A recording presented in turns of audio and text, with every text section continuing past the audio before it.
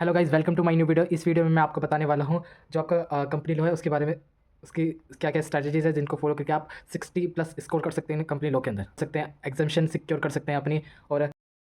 और जैसे कि हाउ टू स्टार्ट, कहाँ से आपको स्टार्ट करना है, कैसे कैसे आपको चैप्टर्स को टैकल करना है, कैसे आपको एक ओवरव्यू गैप लेना है, कैसे आपको अपनी रिविजन्स प्लान करना है, वो सारी बातें इस वीडियो में करेंगे। अगर आपको जिगल की भी सब्जेक्ट स्ट्रेटेजी चाहिए तो उसके लिए भी मैंने एक वीडियो बना रखी है जिसका लिंक आपको डिस्क्रिप्शन मिल जाएगा, आप उसे भी चेकआउट कर सकते हैं। और आप अपनी जिगल की तैयारी भी उससे कर सकते हैं, कैसे आप अपनी जिगल की तैयारी कर सकते हैं वो सारी बातें मैंने उसमें बता रखी हैं। और in future being a company secretary हमें जो कंपनी लॉ का जो प्रोविजन है उसके में ही डीलिंग करनी पड़ेगी, जो भी उसके सेक्शन है उसकी इंटरलिंकेज करनी पड़ेगी। और जो बेस्ट आउटकम होगा, जो भी बेस्ट आउटकम होगा एज़ पर द लॉ वो हमें बोर्ड ऑफ द डायरेक्टर को बताना पड़ेगा। और जो अपने क्लाइंट है उसको जो भी सारी नेसेसरी इन्फॉर्मेशन है वो सारी प्रोवाइड करनी पड़ेगी। तो हमें इंश्योर करना है कि जो हमारा कंपनी लॉ है वो हमारा बहुत हमारे टिप्स पे हो, उसे हमें एकदम स्ट्रॉन्ग करके चलना है। अगर आप अपनी कंपनी लॉ की तैयारी करने वाले हैं तो मैं आपको सजेस्ट करूँगा आप अपनी तैयारी पार्ट बी से स्टार्ट कीजिए, क्योंकि पार्ट बी 40 मार्क्स का वेटेज रखता है, जिसमें मेनली 6 चैप्टर्स फोल्ड करते हैं जो आपको दिख रहे होंगे। तो फर्स्ट जनरल मीटिंग, फिर directors, board compositions and its powers, and meeting of the boards and it's committee, and court CSR हो गया, एनुअल रिपोर्ट्स हो गया, KMPs हो गया। ये सारे ऐसे चैप्टर्स हैं अ,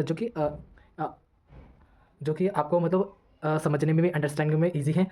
ये सारे आपके ऐसे चैप्टर हैं जो कि आपको अंडरस्टैंडिंग में ईजी पड़ते हैं, और आप प्रैक्टिकली इनको आगे in future being a company secretary आपको ये बहुत ज़्यादा हेल्प करेंगे। ये सारे चैप्टर्स जो भी आपको कंपनी में अगर आपका अपॉइंटमेंट होता है तो ये सारे आपको डेली यूज़ में इन सारे सेक्शनों पे लिंकेज करने पड़ेगे, इन सारे सेक्शनों का एंगेजमेंट होगा आपको डेली लाइफ में। तो मेक इंश्योर करके चलना कि ये जो पार्ट भी है वो तो आपको बिल्कुल तगड़ा रहे, क्योंकि ये एक आपका 40 मार्क्स भी सिक्योर करता है जो ये 6 चैप्टर है। और बाकी अगेंस्ट द पार्ट 1 मैं आपको सजेस्ट करूँगा, सबसे पहले आप शुरुआत करें शेयर एंड शेयर कैपिटल। ये एक थोड़ा लेंथी चैप्टर है जिसके अंदर आपको जो भी सारे आपकी प्राइवेट प्लेसमेंट, प्रोस्पेक्टस, उन सब के बारे में पूरा ओवरऑल शेयर कैपिटल ये सारे सब के बारे में पढ़ा दिया जाएगा। तो एक थोड़ा लेंथी चैप्टर है, लेकिन ये थोड़ा इंटरेस्टिंग चैप्टर है, आपको मजा आएगा इसको चैप्टर को पढ़ने में। तो मैं आपको पार्ट ए में सबसे पहले आप इस चैप्टर से शुरुआत करते हैं, फिर आप अपना मेंबरशिप एंड शेयर होल्डर से शुरुआत करते हैं, फिर उसके बाद डिबेंच डेप्ट इंस्ट्रूमेंट, फिर चार्जेस, फिर डिस्ट्रीब्यूशन ऑफ प्रॉफिट्स, फिर डोरमेंट कंपनी, फिर उसके बाद ये सारे चैप्टर कर सकते हैं, क्योंकि ये चैप्टर आपको अंडरस्टैंडिंग में बहुत ईजी पड़ेंगे और आप आराम से इन्हें रिटेन भी कर पाओगे।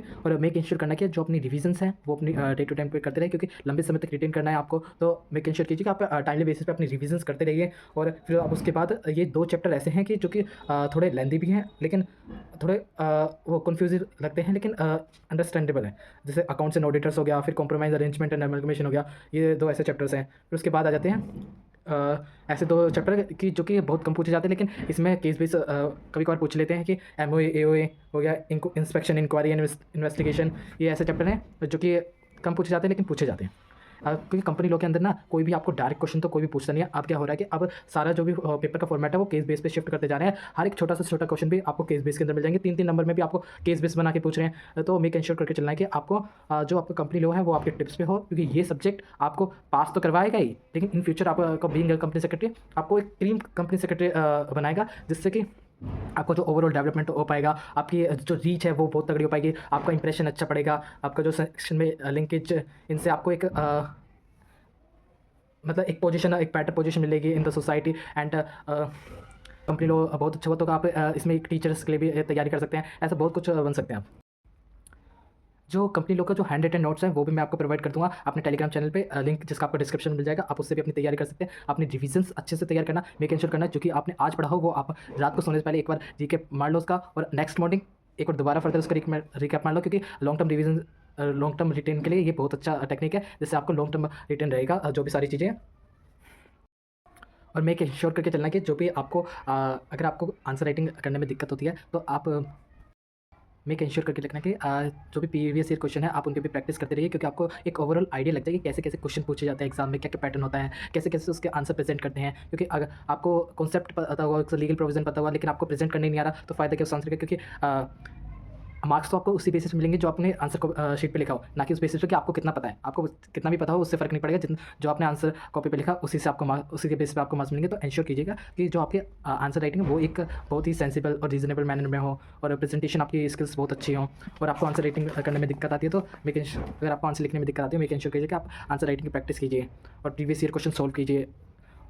और आपको कंपनी लोग के जो भी नोट्स हैं वो मैं प्रोवाइड करता हूँ अपने एक टेलीग्राम चैनल पर, जिसे आप सब्सक्राइब कर सकते हैं, जिसका लिंक आपको डिस्क्रिप्शन में मिल जाएगा। और अगर आपको जिगल के लिए भी लाइक शेयर सब्सक्राइब कर देना मेरे चैनल को। Bye bye.